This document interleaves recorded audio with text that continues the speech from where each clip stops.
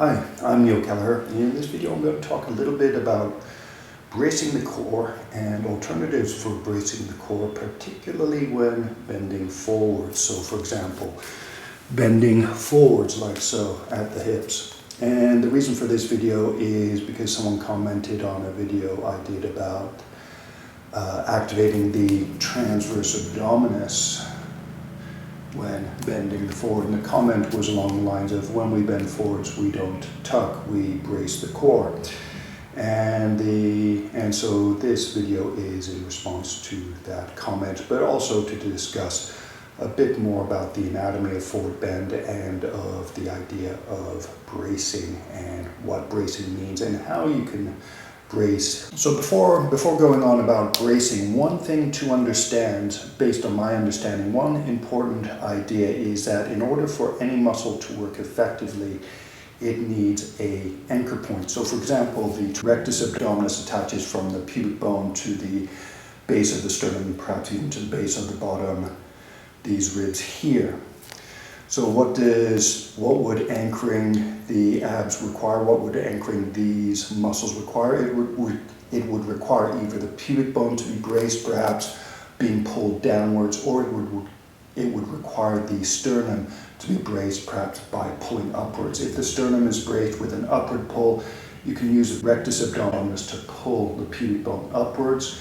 If the pubic bone is braced, perhaps with a downward pull, you can use the rectus abdominis to pull the sternum downwards, bend the ribcage forwards. In addition, those are two options. Now, in addition, if, say, the hip bones were braced, so both the pubic bone, A6, sin bones, and P6, if they were braced so that if the hip joint was stable so that the hip bones were braced, you could anchor the rectus abdominis at the front of the body so they can create a downwards pull on the front of the rib cage. You can also anchor the spinal erectors, which attach to the back of the hip bones, back of the sacrum. So you can anchor both sets of muscles so that you can use, say for example, the rectus abdominis against the spinal erectors, thus stabilizing the core, thus stiffening the core, if you like. In addition, the obliques attach from the ribs to, depending which obliques you're talking about, they attach in general from the ribs to the hip bone, also to this part of the body here. So the obliques can work either to help bend the spine forward or back. And I think the general idea with the obliques is, and I used to have this idea, that in general, because the external obliques angle forward and down while the internal obliques tend to angle more in an upwards direction, you can use the internal layer of the obliques against the external layer to stabilize the core. Now, for myself, what I started experiencing a couple of years ago was creating a downward pull on the back ribs. And what I thus found out was that the longissimus muscles tend to attach, there are different branches, but the longissimus attaches from the sacrum not only to the backs of the thoracic vertebrae, but also to the backs of the ribs. You also have the iliocostalis, which attach from the back of the hip bone, so the top of the hip crest. They attach to the back of the ribs. So I used to be able to feel this when doing deadlifts, or just holding a bar and pulling down on my back ribs. So what's the idea there then? With those muscles you can create a downward pull on the back of the ribs. With the obliques you can create a downward pull on the front of the ribs. And I'm not even talking about, so assuming the hip bones and the sacrum are stable, you can use those spinal erectors against the obliques, against the rectus abdominis, to help stabilize or brace the core. So a lot of people will say brace the core, and in general the idea is that you do that action, make the core stiff. And also, I think the tendency tends to be to say to brace the core with the spine neutral, or if you like straight, probably neutral is a better word. But you never hear anyone talk about, well, use your rib cage as the anchor for the abs, or for the abs and spinal erectors, or use your hip bone. And I would say that is a more important concept, knowing which end of the muscles that you're trying to stabilize. Are you trying to stabilize your hips, if you're standing on one leg? Are you trying to stabilize the hip which is bearing weight? You could stabilize even the lifted leg so that the mass of it anchors the hip muscles, which then stabilize the hip bone. Then the abs on this side have a stable anchor from which to protect the lower back by controlling the rib cage, or stabilize this leg so that this hip bone is stable, so that then the muscles is attached to this hip bone can control the rib cage to help keep the lumbar spine, the lower back, the core safe. Standing on both legs, it can be a little bit easier to forget about the hips. You're standing on both legs, what's the big deal?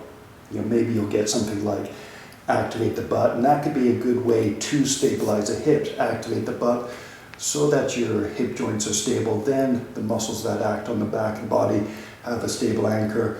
They can pull down on the back ribs. Then your abs have a stable anchor. The front ribs are pulling down, so they can work on the front of the torso.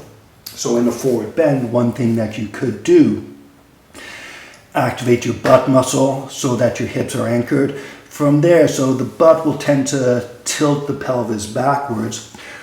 And in a standing forward bend, this is easier. The butt can be working against the weight of the body. But if you tend to be very flexible, what you could do to make it easier to activate the butt with more conviction is activate the hip flexors. So hip flexors are activated. That gives something for the butt to work against, so your hip bones are stable. Then, not only that, with your hip bones stable, you can use your spinal erectors if you like to bend the spine backwards, or if you want, with your hip bone stable, you can pull your transverse abdominis in, you can use the abs to bend the spine forward. You notice there that I bent my knees in order to come up. And one reason that I do that is because my hips click. And that's nothing to do with keeping the lower back safe. That is to prevent my hips from clicking. And what I can do to prevent my hips from clicking is use my inner thighs, use my adductor magnus long head. And so I got a little bit of creaking there. But if I adjust, feel my hips. If I come up slowly and in control, I can generally alleviate any hip clicking, at the same time making my hip bones, my hip joints stable, and come up with that in control with my knees straight if I choose to, without endangering the lower back, at least not as far as I'm aware. So be aware, a lot of this could be like with anything else you see on YouTube or on the internet. Take it with a grain of salt. And how would you test this for yourself? So in general, one of the ideas I hope to pass along, both with my website, sensationalyogaposes.com, and the videos on this channel, is to help you avoid the general advice like, with forward bends, we don't tuck, we brace the core. And if you are doing exercise without practicing learning your body, maybe that's a good idea. It helps you to avoid the difficulty of low back discomfort. But if you're going to be following stuff on the internet anyway, why not learn to question the advice that you get? And that includes my advice. Now, how do you effectively become your own captain, if you like? How do you become captain your own? How do you gain agency? How do you become smarter? Well, the only way I know to figure out how to use your body without having to listen to everyone else's advice is to learn how to feel and control your own body. And luckily, the same things that we use to use our body, which are our muscles, for example, they also drive the ability to feel your body. So for example, I might teach people to activate their quadriceps. And you might say, well, big deal, all you're doing is activating muscle. No, what I'm doing is I'm activating muscle, but I'm also feeling the effect activating the quadricep has. I'm noticing the feeling so that in any situation I can feel whether the quad's activated or not. So right now it's relaxed and now it's active. Not only that, I can learn to feel what activating the quadricep does to the knee joint. I can also feel what it does to the hip joint. So for me, learning to feel the body isn't just about learning to feel and control the body. It's about using that ability to feel and control my body to test different theories out. So a long time ago, there was a notion that straight leg sit-ups are bad because someone pulled apart the body, looked at the psoas, looked at the way the psoas attaches to the lumbar spine and said, the psoas, there are some fibers of the psoas that can potentially create a shearing force on the lumbar spine, basically pulling the lumbar spine forward relative to the sacrum, thus shearing the lumbar spine. And this was looking at the psoas without the context of all the other muscles that work on the lumbar joint, the SI joints, the lumbar vertebrae, the hip bones.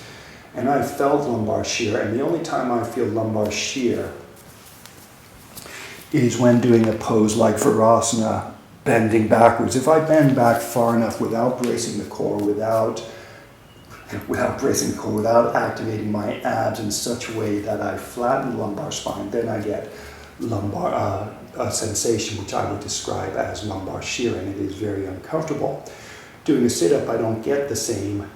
Doing a straight leg sit-up, I don't get the same discomfort. So to me, it's like, okay, straight leg sit-ups are fine. We're designed to be able to sit up with our legs straight. Otherwise, we'd be limited from doing something that should be natural.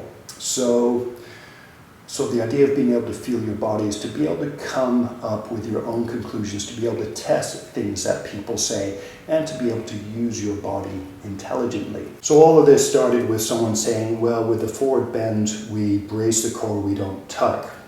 And so he saw a picture of me on my the video in question. I was doing this action. What was I doing? I was pulling my transverse abdominis in. How do I know I'm pulling my transverse abdominis in and not doing this? Because I can feel my rib cage. When I do this, I can feel my ribs lifting, and it's not this action, it's this action of pulling up of the rib cage to suck the belly in.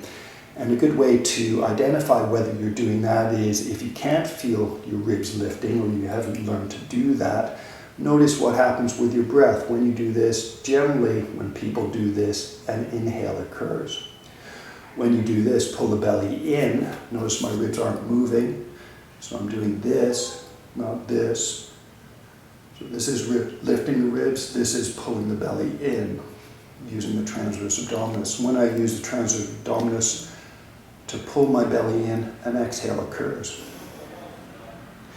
And one way you can work towards doing that, if you find yourself imperceptibly, or if you find yourself naturally tending to lift the ribs, one thing that you can do to work toward using your transverse abdominis is to pull the rib cage, pull the front ribs down first, then pull the belly in.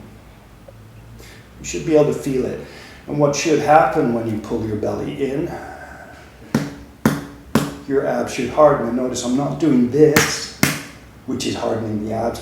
I'm pulling my transverse abdominis in.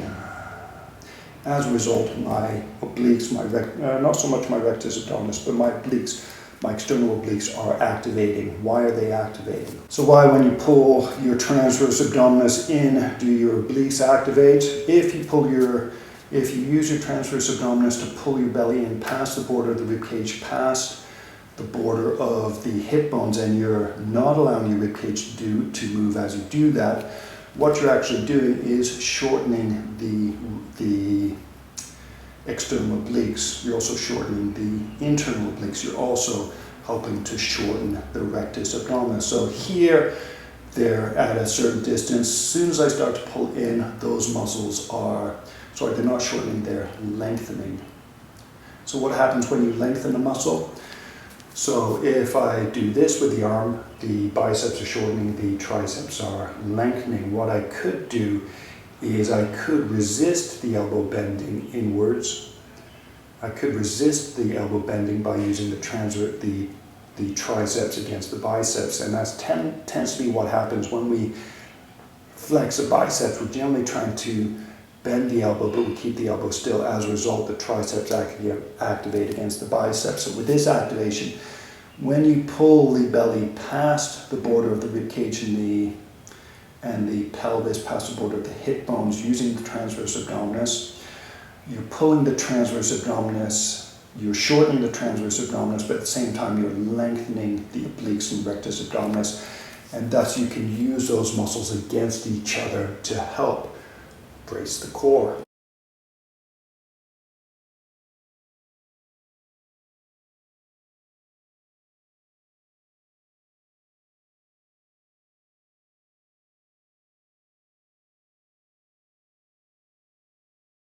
So in general, with using the body, with trying different things out, when testing what other people say with respect to the body, a couple of rules, a couple of guidelines, if you work, ideas for working from first principles when dealing with muscle control, when dealing with trying to learn to feel and control your body effectively, learn to create stability wherever it's necessary. So at the very beginning, I talked about one basic idea, one basic principle.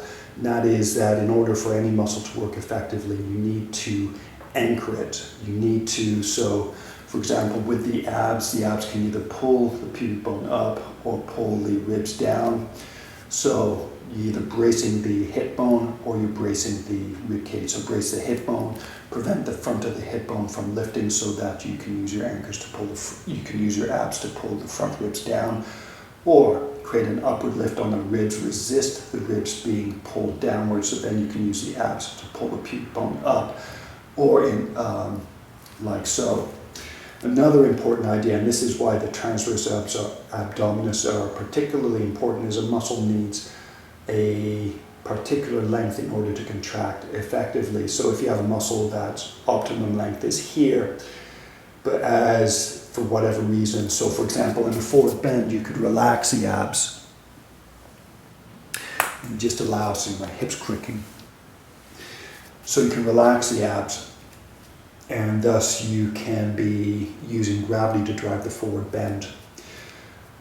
So when a muscle is, for whatever reason, the distance it spans is shorter, you need to have a way of adding length to that muscle so that it can actively contract. And one reason for the transverse abdominis, one reason the transverse abdominis are handy is they can be used to adjust tension of the rectus abdominis and the obliques. So if you're bent forward and you want to be able to use these muscles, one way you could do it is by pushing them out using your respiratory diaphragm. So that's one way to add tension. Another way is to activate the transverse abdominis, to pull the muscles in so that you add tension so that they can effectively activate.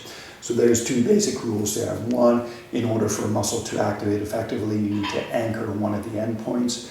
Two, in order for a muscle to activate effectively, you need to be able to adjust its tension. You need to be able to add sufficient length so that it can activate effectively. So a question might be, with respect to anchoring one endpoint of a muscle, how do you anchor it? So one way you can do it is, as I talked about, is by creating, so if you know that the abs attach from the hip bones to the ribs, one way is to create a downward pull on the front of the hip bones, resist the front of the hip bones from pulling upwards. So one way you can do that is to use your leg muscle. So for example, the hip flexors that attach to the AC and the pubic bone can be used to create a downward pull on those bony points. Thus your abdominals are anchored, so they can be used to bend the spine, or they can be used to resist the spinal erectors so that your spine is stable.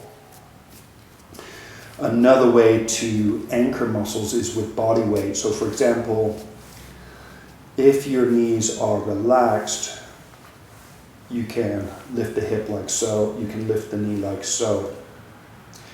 And the moment arm of the leg is, so this is where the center of gravity is of the leg. So the moment arm is the mass of the leg times this part, and that's the amount of, so the anchor of the leg then in that case isn't that much. However, if you engage the knee so the knee is strong, what you effectively do is when lifting the leg, you shift the moment arm forward a little bit more because the leg is straight. So this center of gravity, somewhere in the middle is the moment arm. So now what's happened is the what it means is this is harder to lift than this. So what does that mean? This is a better anchor for anchoring the hip bones, for anchoring the upper body than this is. So for example, if doing a straight leg sit-up, if you brace your knees, your legs are now anchors. You can use your legs to sit up. So your leg muscles anchor your hip bones. There's a little bit going on with the SI joint as well. Potentially there's a little bit going on with the SI joint. So your hip bones, your SI joints are all anchored, and that can anchor the muscles that can anchor your abs. So you can use those in combination with your psoas perhaps to sit up safely without screwing up anything in the process. So another point about muscle control is that muscles, when they are active, they exert force. So a force, if you've done any science, you know that forces work in pairs. If you have a force working in this direction, you also need a force working in the opposite direction. So if a muscle is contracting, so shortening, so if this muscle is contracting, it needs a force to work against. So for example, if you're lifting weights, those weights provide a force for your biceps and muscles at the front of the arms to work against. If you haven't got any weight, you don't get much bicep action unless you use the triceps to provide a resisting force. Then you can use your triceps, instead of using an external force to work against, you can use your triceps against your biceps to work your biceps. So muscles need an opposing force against which to work, and if it doesn't come from body weight, if it doesn't come from lifting an actual weight, if it doesn't come from resisting some external force, the opposing force that your muscle can work against can come from opposing muscles. Why is that important? When muscles activate, they generate sensation. So when your muscles activate, that's one thing that you can learn to feel when feeling your body. Another thing that you can learn to feel is connective tissue tension. With muscle activation, the shorter the muscle is as it contracts, the louder the sensation. So if I activate my biceps here, the sensation isn't so strong. If I activate my biceps here, the sensation is louder. So the actual volume of muscle contraction can give you a sense of whether the muscle is short or whether it is lengthened or whether it is somewhere in between.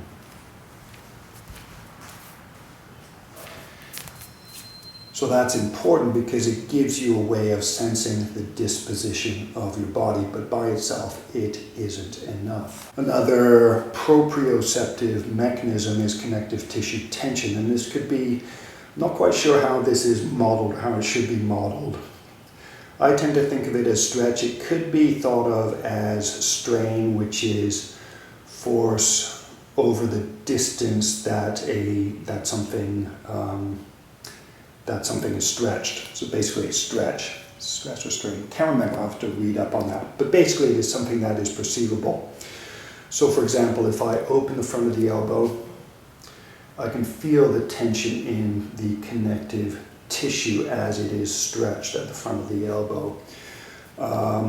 Actually, in any sort of stretch, if you're doing a relaxed stretch, so say you're doing splits, front splits, maybe you're doing a forward bend, maybe with the idea of relaxing the hamstrings. Oh, look, my belly's flaccid.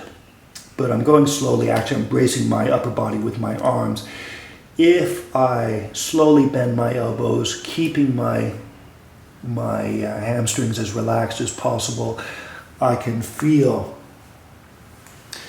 my hamstrings being lengthened. I can feel the connective tissue being lengthened.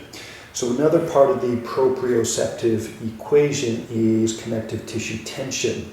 Connective tissue tension, it's like a guitar string. It needs to have some tension in order to be perceivable. But generally, as connective tissue is stretched, the longer it is stretched, the further it is stretched, the louder the signal. So with muscle activation, the louder the signal is, the signal becomes louder, the shorter, the more the muscle contracts, the more it shortens as it is active.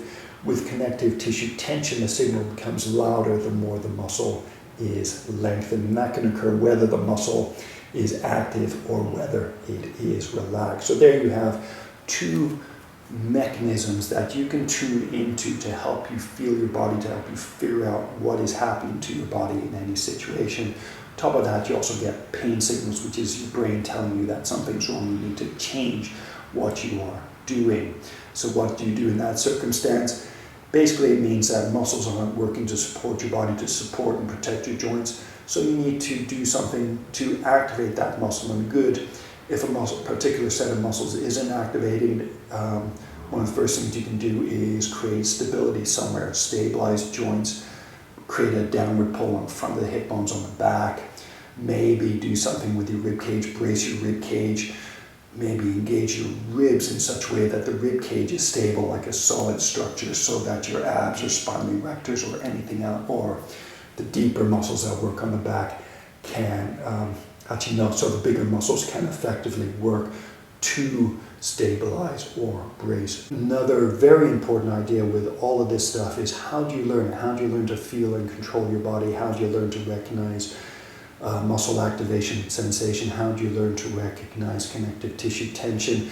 A couple other things you also need, I would suggest, are also important is learning to feel pressure where part of your body is pressing against the floor or against itself, but also skin contact, which is contact without pressure.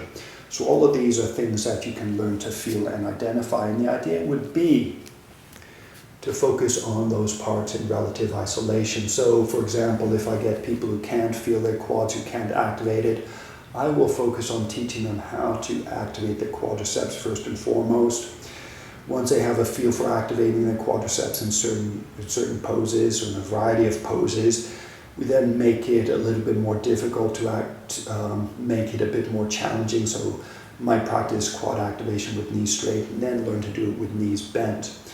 And then the idea is to activate it without using special techniques. And then from there, noticing what else activates while activating the quadriceps. But the basic idea for learning all of this, learning to feel and control your body, is to focus on parts in isolation first, and then to sequence activations of isolated parts so that you can learn to feel isolated parts in the context of the whole, so that then you can work towards feeling your body and controlling it without having to think about doing it. But this takes training. And it's exactly equivalent to driving lessons or learning to ride a motorbike. Riding a motorbike, you don't just jump into traffic and hope that you can pull it off. Instead, you learn how to balance on the bike, you learn how to steer, learn how to use the brakes, and then from there you learn things like clutch control, how to go from standing still to moving the bike while in first gear, and then how to stop, how to start it on a hill, and then only then do you start going up the gears, learning how to change gears. So there's a process. And with learning to control your body to a finer degree so that you can question whatever anyone says on the internet or in general, you can learn your body in the same way. Learn to feel and control individual muscles and joints or groups of muscles and joints so that you can get a feel for your body in general, so that then you have a way of questioning anything that anyone says so that you can figure out for yourself what is right for your body. Where would you begin with all of this? So if you're doing an exercise, if you're learning a martial art, a good place to start is to break down whatever it is you're learning into parts to see how you can explore it. So for example, riding a motorbike, something simple you can do is learn to press your feet down in the pegs. Notice the activation that occurs. Notice the increased control of the motorbike you have simply by pressing your feet down. You don't even have to lift your hips. You can simply press down with your feet. So instead of just resting your butt on the seat, you can press down with your feet to get better control of the bike.